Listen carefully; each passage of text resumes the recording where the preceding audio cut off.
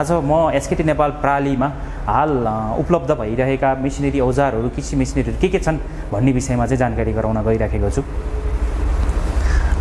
हामीसँग विशेष त यो मिनी टिलर को नाम लिने बित्तिकै एसकेटी नेपाल एउटा परेवाची शब्द छ।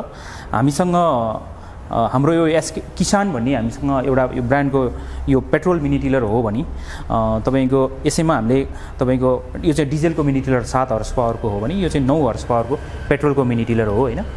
9 हर्स पावरको मिनी टिलरको करिब प्राइस पेट्रोलको प्राइस चाहिँ 50,000 जति पर्छ भने डिजेलको चाहिँ तपाईको 80 देखि 90,000 पर्छ हैन।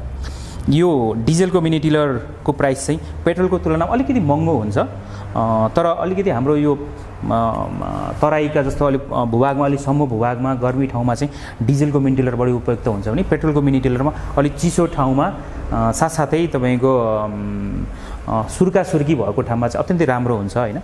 हाम्रो नेपालभरि करिब 65 जिल्लामा करिब 70 वटा डिलरहरू छन्, हाम्रा सब डिलर छन्। हामीसँग लगभग 150 जना प्राविधिकहरू प्रत्यक्ष रूपमा फिल्डमा खटिनुहुन्छ किसानहरूलाई सेवा सुविधा दिनलाई हैन।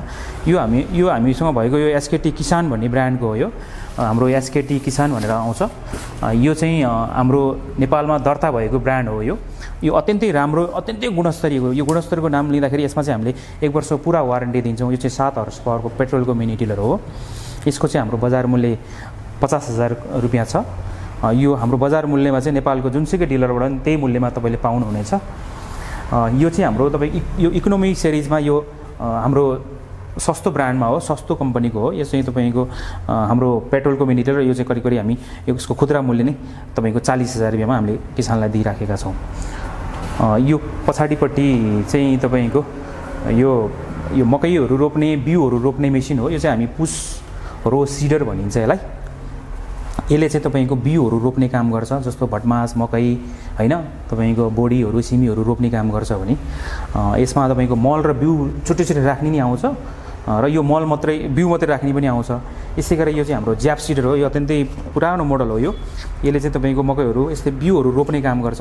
यसले रोप्दाखेरि चाहिँ तपाईँको महँगो बिउहरू चाहिँ एउटा गेडा पनि खेर जाँदैन। यसको विशेषता भनेको यही हो। अनि तपाईँले यसलाई लाइनमा लगाएर डोरी तानेर पनि तपाईँले लाइनमा सोइङ गर्न सक्नुहुन्छ।